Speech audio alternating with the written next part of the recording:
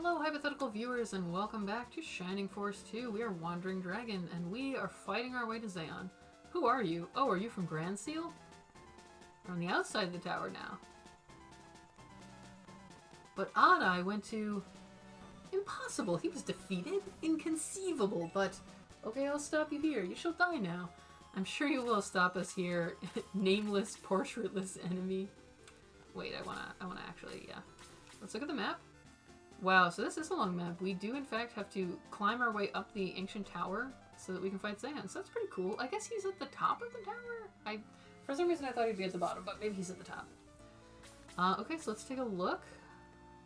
Yeah, I guess we'll kind of have to just wrap around. So we'll really have to fight all of these enemies. Because they're kind of, you know, they're in the way of us getting there. And at the very top, we have the blue shaman.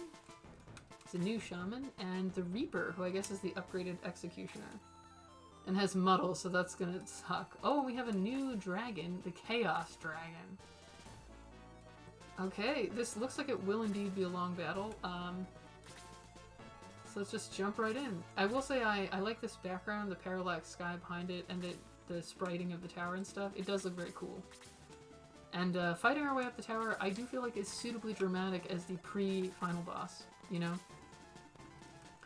The shape of the map, I feel like it could definitely drag on and on, like it could be kind of bottlenecky, so I feel like there can be disadvantages to it, but I do like it conceptually, even though, you know, sometimes these sort of really narrow maps are a cool concept, but not as fun to play on. But having 3 flying characters, I think will definitely help with our maneuverability, you know, avoid us kind of getting stuck places. Gotta climb this tower. Oh man, enemies can also be hiding behind pillars, so we gotta keep an eye out for that. Like, the fact that the pillars can be in front of you, it is cool, but it also means you can get trapped by stuff. I like the battle background a lot too. It's nice that there's a unique one for this fight, and it actually looks quite stylish. In general, I think the battle backgrounds in the Shining Force games are some really nice sprite work. I think they look nice. Not that I'm any sort of art expert, obviously, but that's just my naive opinion. We're fighting quite a few. We've got a lot of these little demon lord guys who have bolts, so that's going to be pretty annoying because they just have such a large range. So we're going to be getting hammered with that all the way up the tower. It's going to be tough. I'm going to hope that maybe our flying characters, we can kind of use them to kind of take some of those guys out. And we do also have Aura.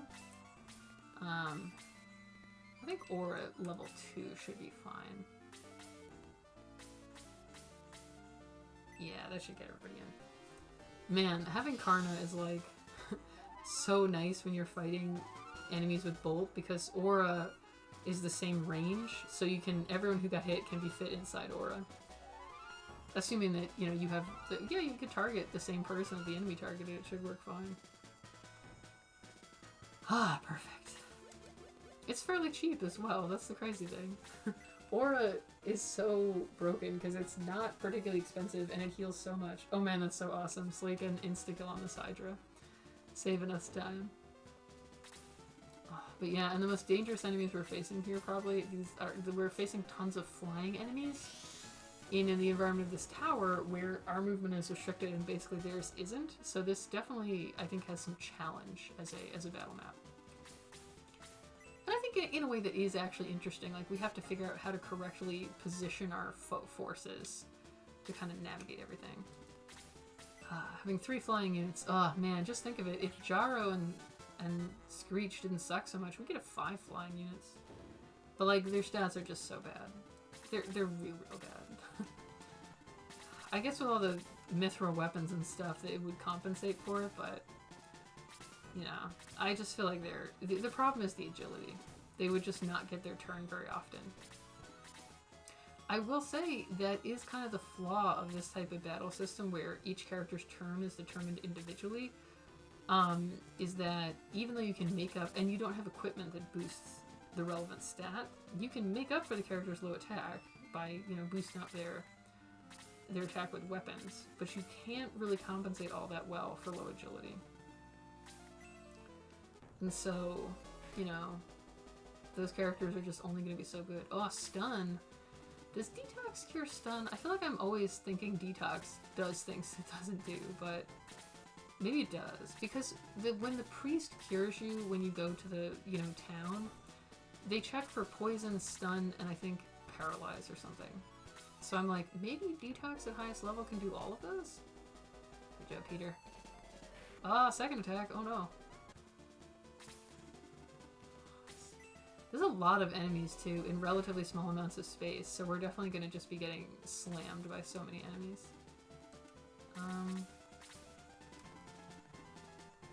This is going to be a worthy battle, I will say that. I'll fight the guy at the top of the stairs because he's kind of blocking our path. There we go.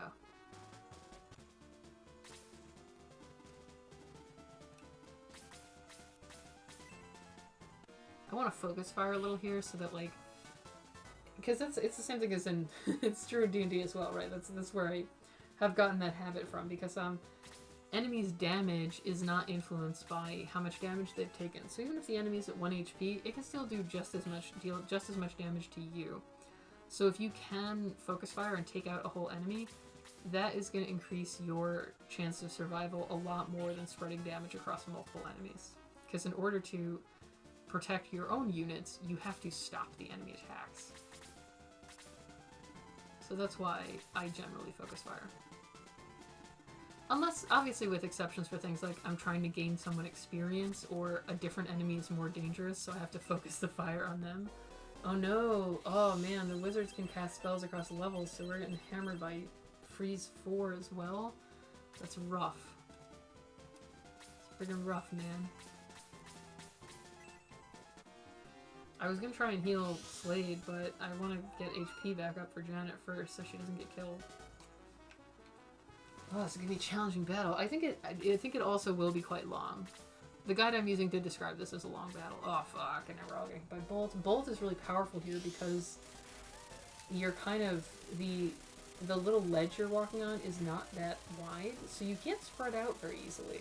So you're kind of always getting yourself into arrangements that are perfect for Bolt. There's not a lot you can do. The casting animation for that guy is also pretty incredible. He does look quite fiendish. Oh, this is tough. And there's only so much we can do because we can't move up, except for our flying characters, obviously. So, like, I'm stuck. Some of my dudes are also falling behind.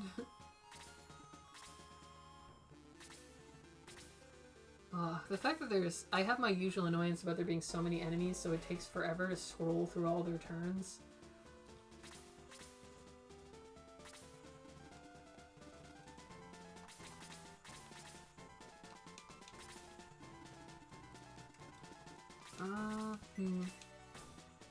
Yeah, I'll have Kazin. Bolt is really dangerous right now, so I'll have him start us off with a Blaze 4. And my man Luke can hopefully finish this guy off. Yes!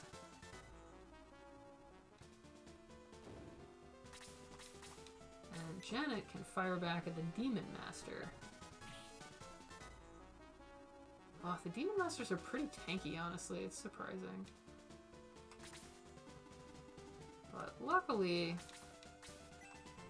we have additional flying characters who can help. Excellent. Chester is really good.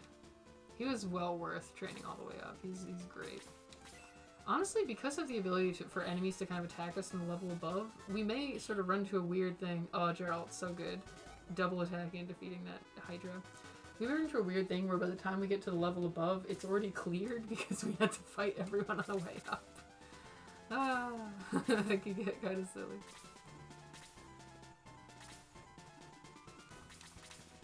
Yeah, man, we're really gonna be depending on Aura quite a bit here too, because it is multi-target.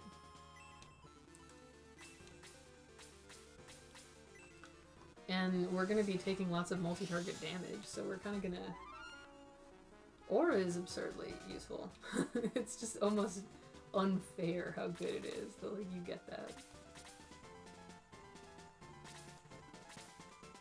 And it's hard to bait the enemies too, because the flying enemies have a fair amount of range. Potentially I could cheese this by sending all my flying characters up to attack the Reaper, but I want to be cautious and not just get them all killed. Oh man, because these enemies can hit hard. They are strong.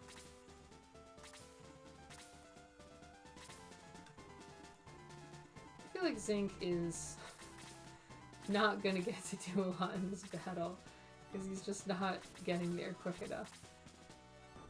Oh, well, at least Slade finally stopped being stunned. I'm actually gonna have him go over here because he's pretty injured, and I do not want to risk him. These guys have MP, but I have no idea what their one spell does. It just says attack. Okay, she's not in position to attack either. Gotta just keep moving.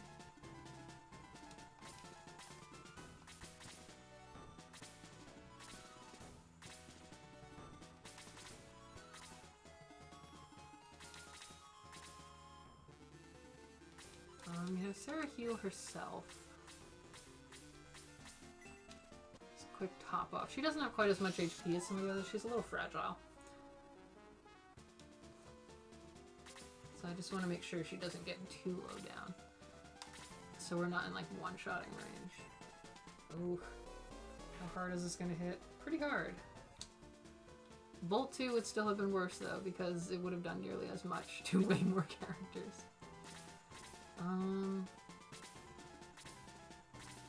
Seriously, what makes these fights take so long is having to check in with each enemy every turn, whether they can actually do anything or not.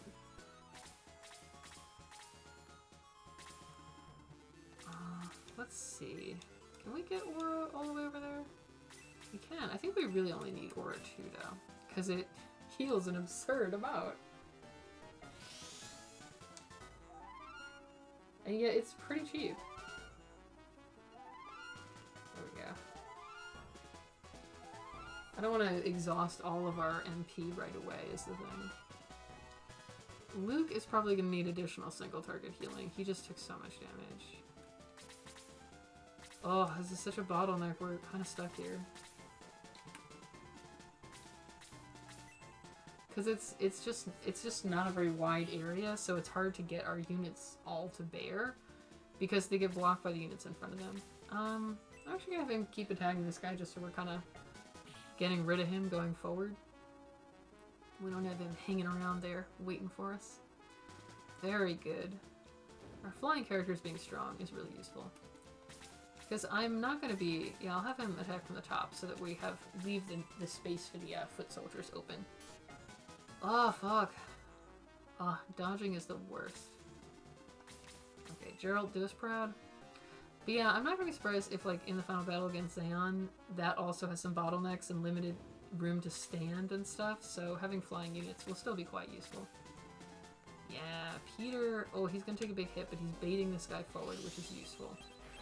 And he has a lot of HP, so... Those level 4 spells deal so fucking much. They're insane. Freeze actually seems to do more than Blaze as well. Which I don't know if that's just because it's an enemy unit, or if it's just better. Which would be very weird. I do recall from the first game, Freeze tended to deal slightly higher damage than Blaze against an element neutral enemy, which was always kind of weird. I think did it cost more as well? I think it may have.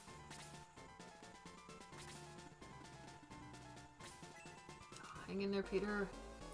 This was just tricky because the enemies are staying right next to each other, so like to bait them out and get them to where we could attack them, we did kind of have to expose ourselves to both attacks, which was tough. But, you know, had to do it.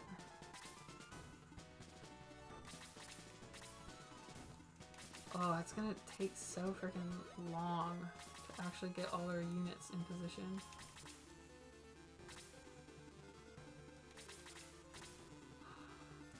Okay. Start in with the Demon Master.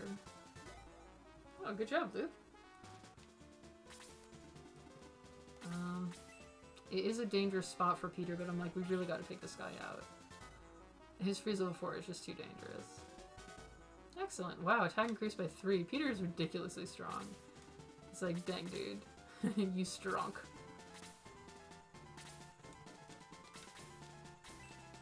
Now we can start attacking this demon. Whoa, excellent job, May. Critical hit. You know, I actually am going to pop off a quick bolt just to finish him off, because if he uses bolt 2, it's going to deal so much damage to so many of our characters.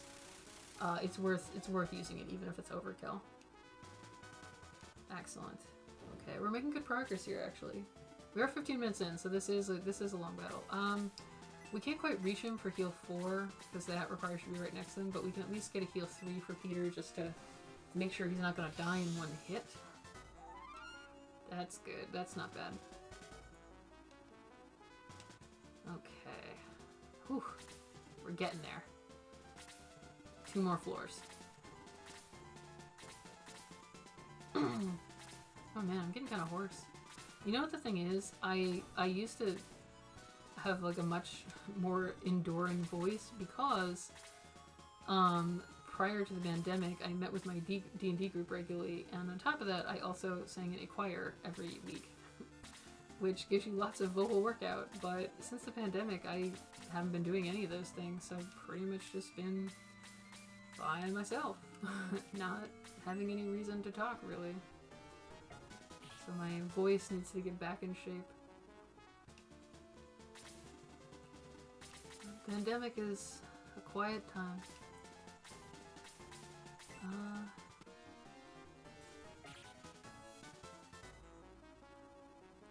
I guess it gives me a lot of free time to get back to this creative project that has not a lot of purpose, but at least is something I enjoy, which, you know, there's something to be said for that in life, you know? Chaos Dragon. Okay, wow, they hit pretty darn hard. I'm gonna have her actually attack. She's kinda... Her MP is not... She doesn't have as much MP as Karna. And then on top of that, heal level 4 is more expensive than just casting Aura a lot.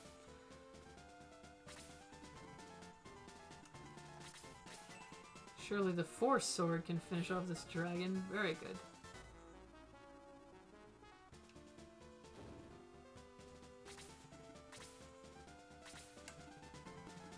Zinc is still kind of bringing up the rear, but, you know, I'm sure he'll get there eventually.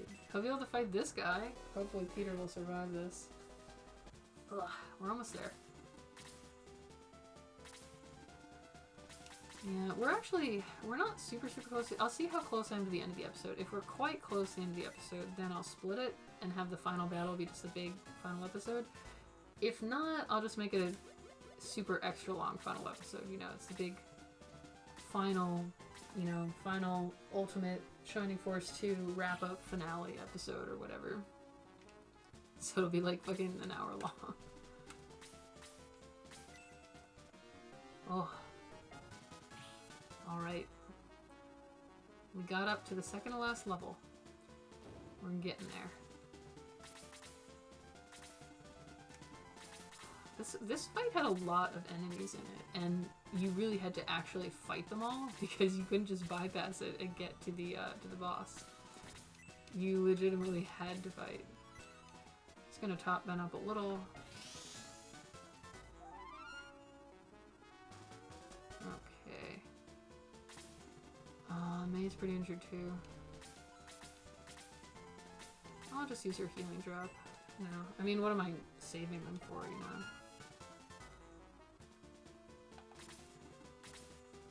Okay. Yeah,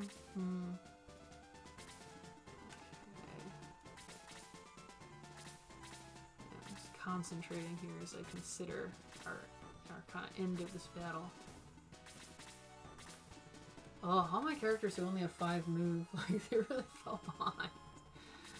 Because this is a battle where we had to actually go a fair distance, so it was hard to kind of keep everyone together. I feel like the final boss battles are usually a little more static, so hopefully everyone can contribute well. Where did Peter go? Is he here? He is here. Okay. We only have a heal 2 worth of MP left, but it's better than nothing. Just top him up. Just so he can't get one-shot by a spell. Just gotta keep on going. Because Karna fell behind a lot. Because the thing is, Sarah has the running ring, so she has 7 move. Karna only has 5. I could give her the other running pimento, but I don't feel like digging into the caravan, because I'd have to go all the way out to the map, because you can't access the caravan normally. I guess we'll be on the map between these 2 battles. I could do it, give her the running pimento, but like, whatever.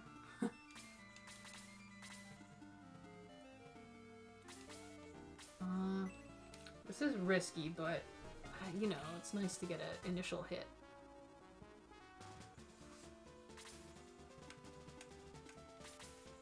This is also risky. Peter could get killed, but I think killing the Demon Master is just a really good idea, because that freeze 4 is just too dangerous. And we'll have to be kind of approaching him from the stairs. It would be really hard to attack him before he can attack us. But this could end badly for Peter, but 'twas a noble sacrifice. Oh, nice! Peter dodged. Very good.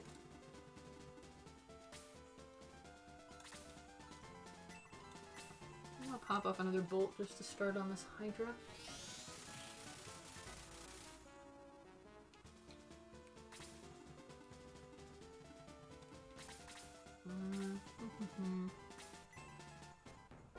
There's a lot of enemies around this Ben too. We gotta be careful. They hit super hard as well. And keep in mind, Ben is using a defense boosting item, so dang. They really hit hard. But it's tough in this battle because, like, you know, you have a lot of enemies all in the same place, so you kind of have to fight them all at the same time. You can't just bait one of them out. Oh, this is the end for Zinc, I think. Yeah. Yeah, but at least he protected Ben from that attack is the thing, so we can res him.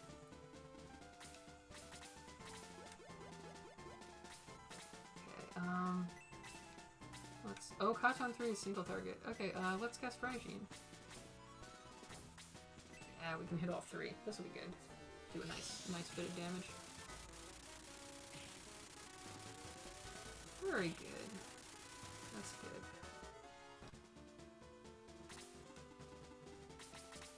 Oh, these guys still bringing up the rear. Let's start tagging the Reaper. Maybe we really should have just pushed ahead and had all the flying characters just rush for the boss, because we probably could have killed him. He doesn't seem that tanky. All the other enemies seem tougher, honestly. I'm just hoping we can kill these enemies before Ben gets hit a bunch, because I really don't want to have to redo this whole thing. Who knows, maybe we'll end it right now with this one attack. Ah, excellent.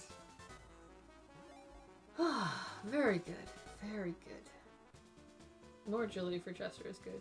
Okay.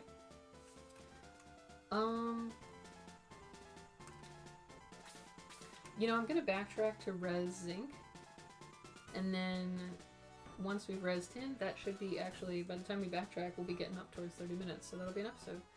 And then the fight against Zeon will be the final one. So this is very exciting. We're about to wrap this up. I thought that was a pretty good battle. You know, it was exciting. I like how they just literally use the same, you know, the same routines for him, so he says the same stuff as the normal priest. No, we're good. Okay. Yeah, so we fought our way up the tower. Zeon is waiting for us at the top. The king of the devils who must be defeated to save the world. Yeah, so thank you for watching, hypothetical viewers, and in the next episode we will beat Shining Force 2. So get excited.